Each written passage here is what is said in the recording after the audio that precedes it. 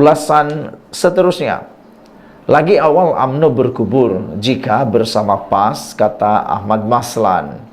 Ahmad Maslan berkata, PAS pernah menyebut mahu menggantikan UMNO sebagai pembela atau parti membela orang Melayu dan Islam sebelum ini. Maka itu sebabnya agak relevan apabila Ahmad Maslan kata, lagi awal UMNO berkubur jika bersama PAS. UMNO akan berkubur lebih awal jika bekerja sama dengan PAS.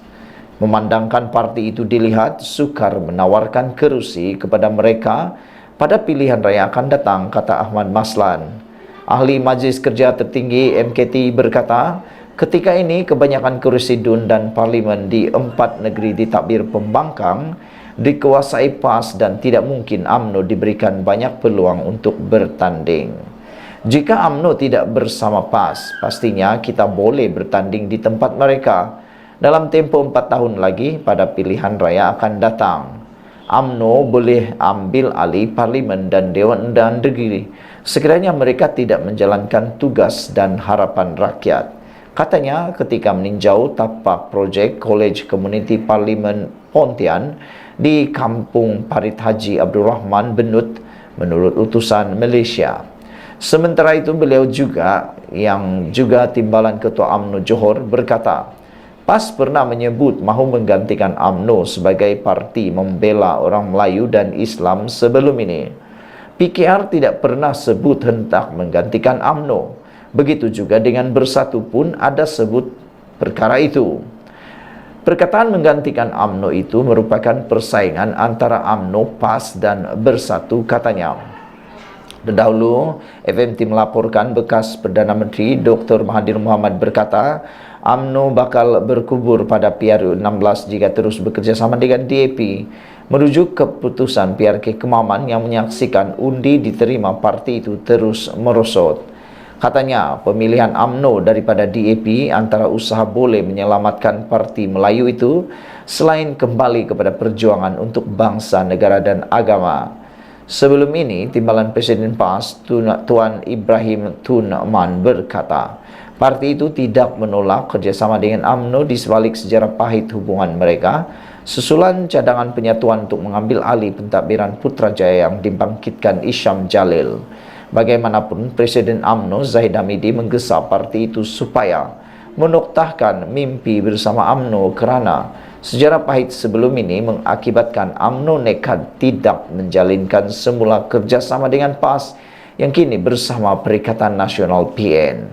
Ikuti terus ulasan selepas ini, jangan lupa tinggalkan komen Anda.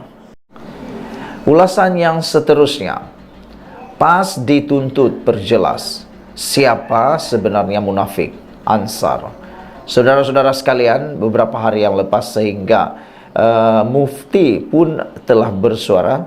Ini semua gara-gara berkaitan dengan tulisan oleh Hadi Awang. Tulisan beliau itu banyak menyebut tentang munafik. Bahkan Pakatan Harapan juga, yaitu Pak PKR, telah membuat laporan polis berkaitan dakwaan Hadi Awang. Telah pun menyamakan Pakatan Harapan dengan Israel. Itu telah membawa kepada kemarahan ahli dalam Pakatan Harapan dan telah membuat laporan polis dan mereka memohon supaya menggunakan akta hasutan. Kali ini akhirnya satu lagi tajuk yang luar biasa.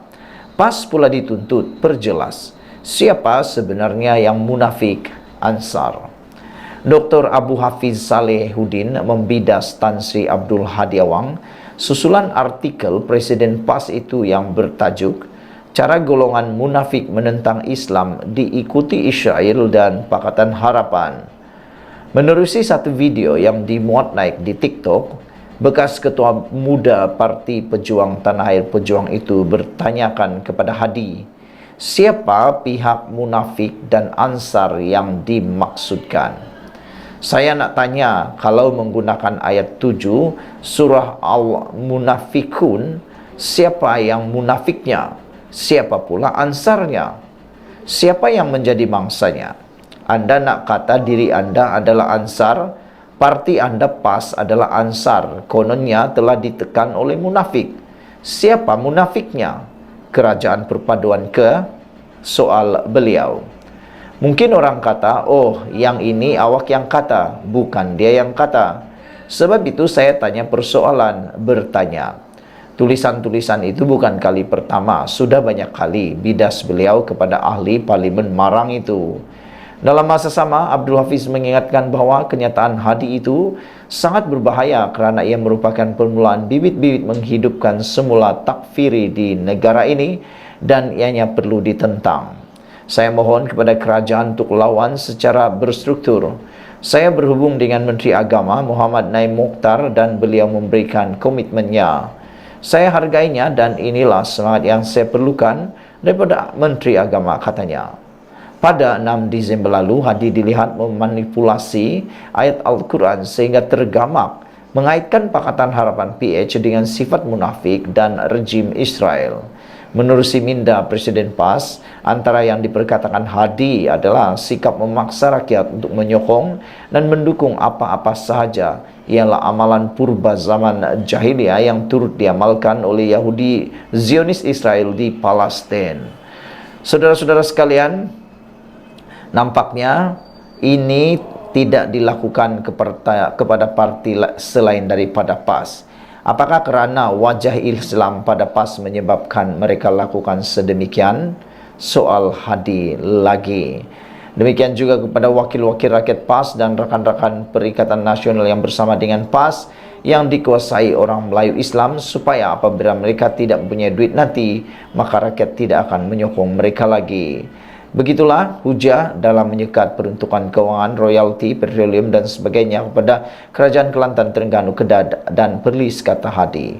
Dipetik daripada Harapan Daily. Sekian dulu untuk kali ini. Jangan lupa tinggalkan komen Anda, ikuti terus ulasan selepas ini. Isu hangat petang ini, Wahab Saman Hakim Rali cek gugat, identiti Mr. H akhirnya terdedah juga. Saudara-saudara sekalian, video Wahab masih lagi panas. Nak menjadi pendekkan cerita, ramai orang memburu, menyiasat dan membongkar, cuba mencari siapa sebenarnya identiti Mr. H itu. Karena di Malaysia ini ramai orang yang berhuruf awalannya namanya H. Bahkan dalam parti politik sendiri ada ramai yang bernama H. Namun apabila Wahab yang terlibat dalam video tersebut tampil menyaman Hakim Ramli dan Cikgu Gad, ini menggemparkan kita semua.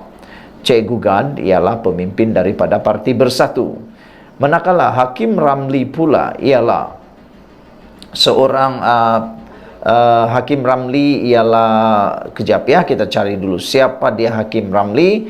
Hakim Ramli itu ialah pengarah JKOM. Saudara-saudara sekalian, kita dapat sumber daripada Malaysia Gazette menyatakan penolong pegawai Jabatan Komunikasi Masyarakat JKOM Abdul Wahab Kadir Jelani akan memulakan tindakan saman terhadap dua individu berhubung penularan video pembualan lucah individu mirip bekas Ketua Pengarah JKOM Datuk Muhammad Agus Yusof dan Wahab. Perkara itu disahkan kepada Malaysia Gazette oleh peguamnya Faizal Rahman hari ini.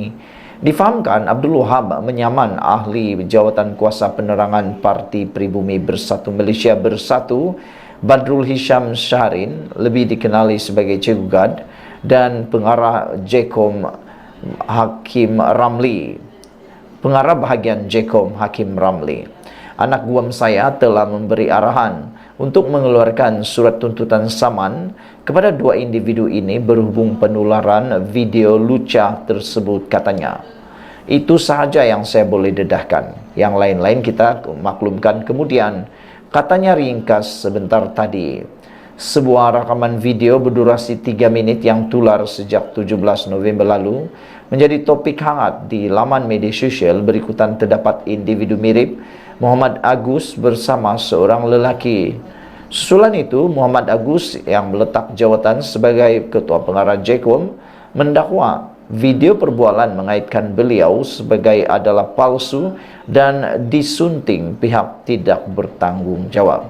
Selain itu, Abdul Wahab mendakwa beliau dijadikan kambing hitam untuk menjatuhkan Muhammad Agus oleh individu bernama Mr. H, namun sehingga kini identiti itu belum dapat disahkan.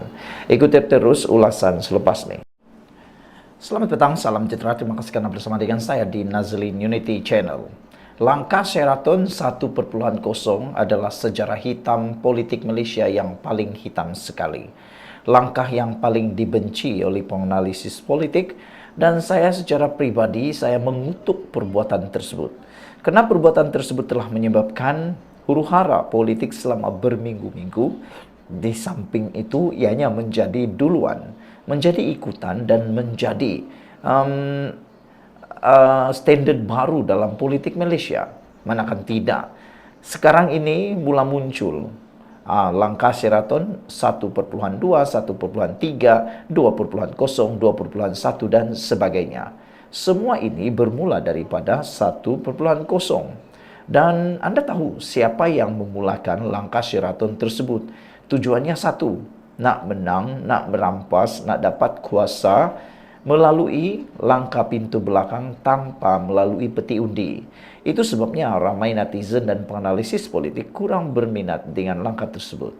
Namun demikian, hari ini akhirnya Mat Sabu tak tahan lagi, akhirnya tampil memberikan cadangan kepada Muhyiddin Yassin, khususnya sebagai pengerusi Perikatan Nasional yang nak sangat cepat kerajaan menjadi kerajaan ataupun nak jadi Perdana Menteri semula. Ini Mat Sabu cadangkan satu cara, satu pendekatan untuk dapat merampas semula kerajaan ini melalui cara yang sama, yaitu cara yang betul itu ialah tukar kerajaan. Kata Mat Sabu, tunggulah PRU. Yang ini saya setuju. Saya setuju dengan apa yang dicadangkan oleh Mat Sabu ini, yaitu kalau nak sangat nak tukar kerajaan, nak jadi Perdana Menteri, nak jadi Menteri dan sebagainya, sabarlah, tunggulah PRU. Kalau Anda rasa Anda layak, pasti rakyat akan mengundi Anda. Kenapa tak sabar? Patutnya kalau Anda yakin Anda boleh memenangi PRU tersebut, maka tidak perlulah tergesa-gesa nak menumbangkan kerajaan. Kerana nanti pula Anda akan mengalami benda yang sama. Jadi biarlah cara yang betul, masa yang tepat untuk Anda menjadi kerajaan. Presiden Amanah Muhammad Sabu meyakinkan atau menyatakan keyakinan bahawa kerajaan perpaduan yang terbentuk sejak setahun yang lalu akan kekal sehingga pilihan raya umum PRU akan datang. Justru ahli Parlimen Kota Raja itu meminta pihak yang ingin menukar kerajaan hari ini perlu menunggu sehingga PRU akan datang. Sepatutnya kita tukar kerajaan hanya melalui pilihan raya, kata Mat Sabu. Pihak yang ingin menukar kerajaan sekarang kempenlah. Kalau PRU akan datang, mereka boleh ambil alih, tak ada masalah. Jadi, saya yakin kerajaan ini akan kekal sehingga PRU akan datang. Sekian, ikuti terus ulasan selepas ini.